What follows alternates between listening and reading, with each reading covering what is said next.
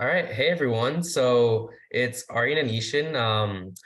We previously, to people who've been hearing us, we previously had our recording on Spotify and Anchor podcasts, and we're still going to do that, but we're opening up to new avenues. And so we'll be now on YouTube, on some TikTok, on YouTube Shorts, and we wanted to kind of make it video and audio. And so Aryan's video is not working today. So that's why you only see me, but from next week onwards, you'll be able to see both of us. And we'll get into a few intros, but Aryan, how you doing? Yeah, I'm sorry I can't share my video today, but next week, I'll be sure to. I'm doing fine. We'll go into talking about a little bit about last week and the upcoming game as well. But I'm happy we finally won a game. It feels like it's been Yeah, forever. So in yeah, that sense, I'm a little happy. Yeah. yeah, no, for sure. I'm really excited. So just a little bit about us. We released this at the first episode that we did on Spotify and Anchor, but just for all the YouTube viewers and TikTok viewers, my name's Ishan. I'm first year, I'm in my second year in medical school, and we're both in Albany. But I'm originally from Dallas, but born in Pittsburgh, and so that's how I'm a Steelers fan. And then my favorite former Steelers player is Troy Polamalu, and my favorite current player is probably TJ Watt. You want to share a little bit about yourself, Aryan? Yeah, I'm a senior at Union College, which is in like upstate New York. I'm from North Carolina, and I became a Steelers fan from like my first football game I watched or was really invested in was like the Steelers Packers Super Bowl. I decided to root for the Steelers, and since then I was just a big Steelers fan. My favorite all-time favorite Steelers players probably like Troy Polamalu, um, and then Big Ben, and then obviously AB is a little controversial, so not as much anymore. But currently playing, I do like George Pickens, Najee Harris Yeah, when he was like good, and yeah, obviously TJ Watt. yeah, yeah. Nah, that's awesome. So yeah, we'll recap kind of the game. So man, so we came out of our bye week and we had a great win. We beat the Saints 20-10, and Watt came back and the defense just looked way different. I know Minka wasn't playing, so it was kind of crazy. I believe his appendix ruptured on Saturday, and then he had an appendectomy on Saturday, and he wanted to play Sunday, but the coaching staff and the medical team didn't let him. But he looks probable for this Sunday against the Bengals. But Arian, what are your big takeaways from the game? Yeah, the defense was excellent, way better than it was previously. Obviously, Watt made a huge change. I think even Minka's replacement played pretty well. And I think the main thing for me was the running game. Oh my God, both Yeah, running back were like firing on all cylinders. Both Najee and Warren had a really good game. I'm glad Najee went kind of back to his like old self and found form. So I think those were my like main takeaways. yeah, no, for sure. It was back to almost like Steelers football, rush the passer and run the ball. And it was crazy. I think I read a stat today that the Steelers in 2 games have 9 sacks with TJ Watt. And there were 3-6 right now. And in 7 games without him, we have a total of 8 sacks. Just Hmm. mind-boggling. Like, and granted, TJ Watt didn't have a sack, but Highsmith had 2 sacks. And it just shows the difference. Highsmith, I think, had 3 sacks in TJ Watt's first game because you double team Watt, Highsmith's one-on-one, and he can take advantage. So it was huge to see Highsmith have such a great day, and he actually won AFC Defensive Player of the Week, which is kudos to him. Secondary looked good, 2 interceptions from Kazi. The safety was his first game, and then Levi Wallace also had an interception. The only two worrisome things for me was the kicking game. Matthew Wright, who's replacing Boswell because of his injury, did not look good. Missed 2 out of the 4 kicks, and I think he's gonna play better. The Steelers have confidence in him. He did kick for us in I think couple years back, and he was good for Jacksonville last year. So we'll see. Hopefully he rebounds this week, and then the red zone offense needs to be better. Um, we will get there. Granted, we missed 2 field goals, so if we make those two, and they weren't long field goals, would have won 26-10. But I would have loved that to be 30-10, and instead of that 1 field goal, that's a touchdown. Yeah, because I think one of the drives in the third quarter, I believe, was really promising. We drove down, stalled, kicked a field goal, missed the field goal. So yeah, but Arian, did you get a chance to hear about or see AB release some pictures talking about AB, pictures of text between him and Big Ben from a while ago? Not with Big Ben. I saw recently Tom Brady shared a text that he had with Antonio Brown, kind of telling him that, hey, I respected you, but now you kind of went back to your old self and acting immature. I saw that text, but what are you referring to?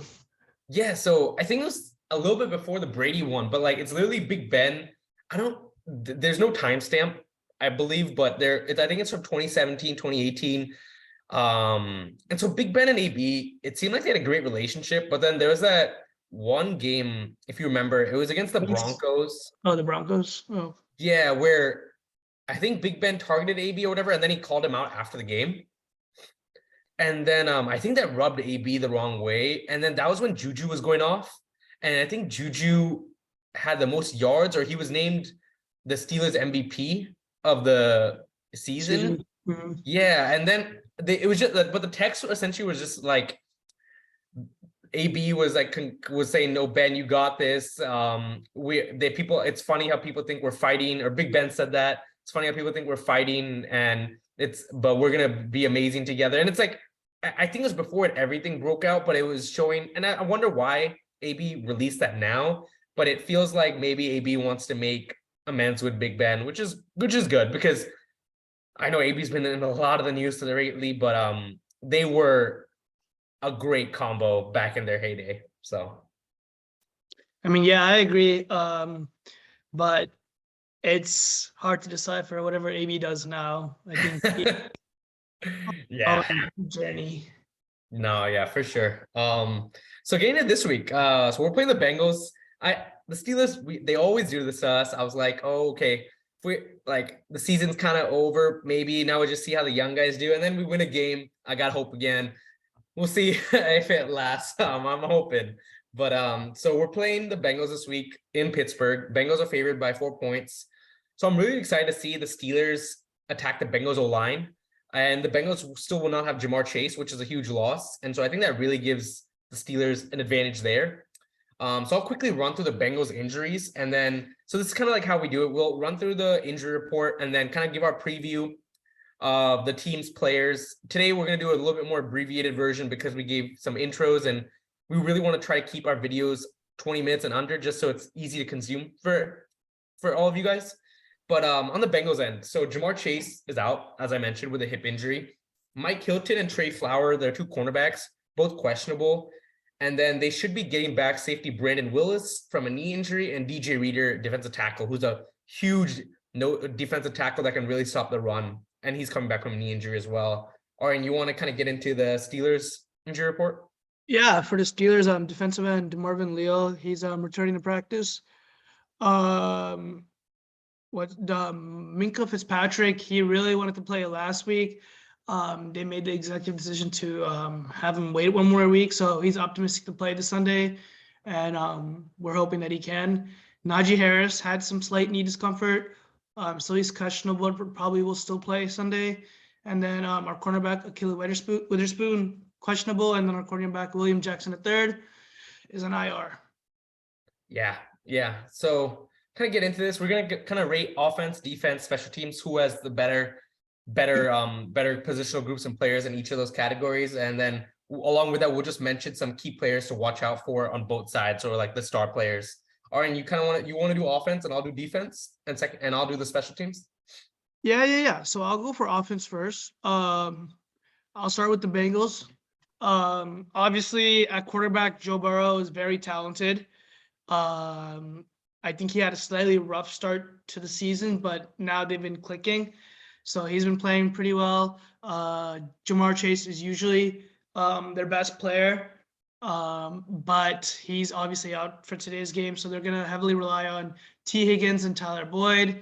And they have a solid running game too with Joe Mixon. I think it was last week where he went, was it last week or last week, where he went absolutely berserk, like 5 or 4 touchdowns. So that's kind of where most of the offense is going to be occupied for the Bengals side. But we can really utilize or target their O-line because their O-line isn't a major strength. Yeah. For the Steelers, our O-line is also not that great because Kenny Pickett got sacked a lot last week. But 6 times, yeah. but hopefully, if our running game plays like it did last week, then that could be our strength with Najee Harris and Jalen Warren. But definitely, I think where we're most talented is our wide receivers with George Pickens and Deontay Johnson. That combo is deadly when they're both creating space. And then obviously our tight end Pat Freiermuth is also really good. Yeah. So who are you giving the edge to? Offensively, I'm gonna still have to give it to the Bengals, even though Jamar Chase is out. Their other two wide receivers are still really talented. The running back is still pretty good, and they just have a lot more going for them right now. I agree. It's crazy.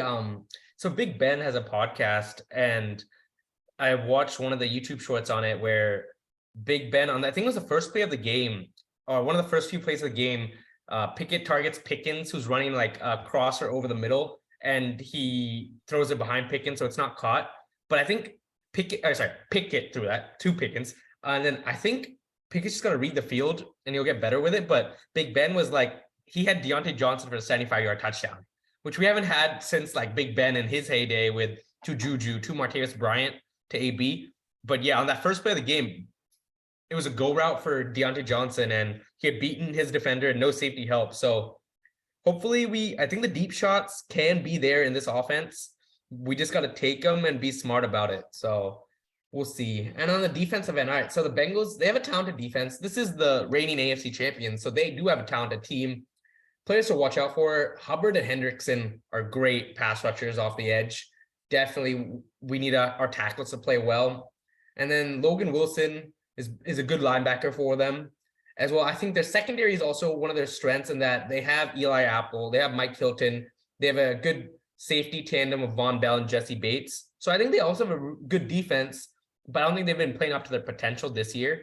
While the Steelers defense looks a lot different with TJ Watt. And I think a lot of the pundits have been saying that you can't really evaluate the Steelers defense for the games that TJ Watt wasn't there, because with him, they're so different, as we saw last week.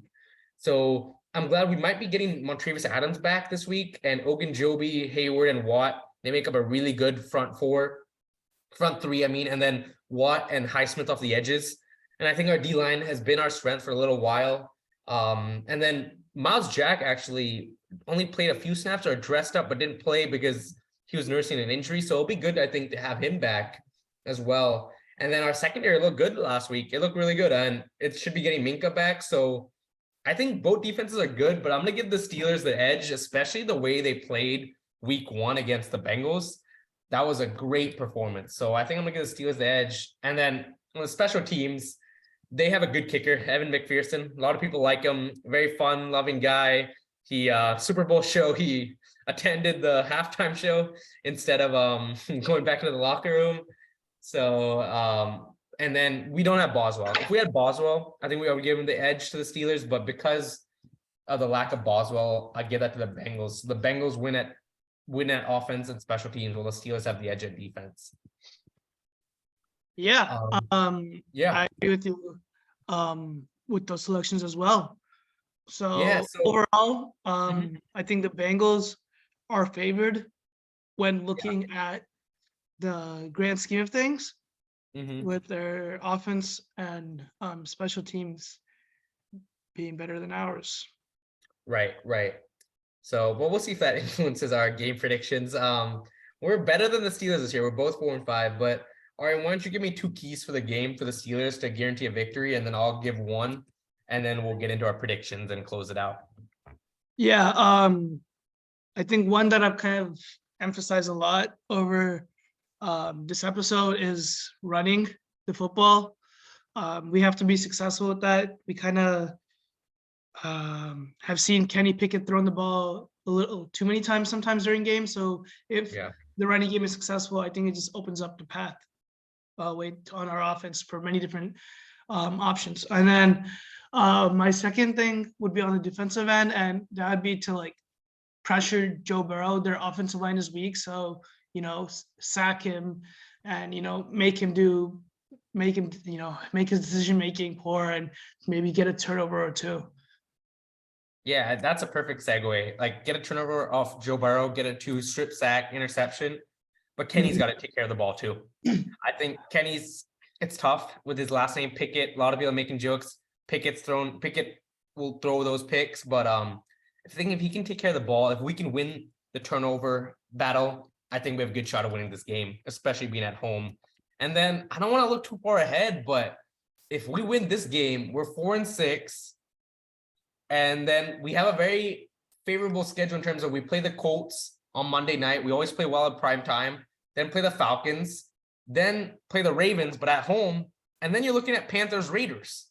So this game, in my opinion, would define the season. If we can win this game, season back on. If we lose this game, then essentially you have to win out to make it to the playoffs. So this is pivotal. And so, Aryan, who are you going to win this game? Yeah, I mean, like you said, this game is important for our playoff chances, even though they're very slim. And I gave you kind of 3 keys to the game, but I feel like if we are to win this game, it will have to be convincing. Our offense will have to be explosive, and there will have to be deep shots. So I think we're gonna come slightly short, but we're gonna be a lot more aggressive with our tactics. So I'm going to expect a 35-27. And who wins? High scoring. I take that back. I'm going to say a 28-25 game to the Bengals. Okay. Wow. I feel like you're the one who usually goes Steelers in this scenario, so I'm surprised. But I think I'm riding on emotion right now, and we'll see what happens. I'm gonna go Steelers. And then we won 20-10 last week, but we should have had 26 points with the 2 missed field goals. Saints, I honestly think Saints have a better defense than the Bengals, maybe the same.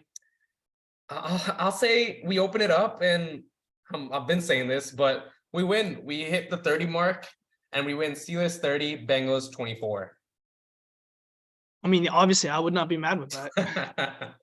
Yeah, I hope you're wrong about your prediction. So, yeah, we'll talk to you guys again next week. So, yeah, we're going to be, this week is a little bit, we're just getting used to getting everything up. We'll be getting used to getting everything uploaded as you're probably watching now. So it's after it's been uploaded, but we'll be uploading the audio via Spotify and Anchor a little bit earlier in the week. And then this video and uploading these videos a little bit later in the week, but with enough time for you guys to watch, the previews before the game. So go Steelers, and we hope we're talking to you after Steelers victory next week. Yeah, have a good time. Yeah.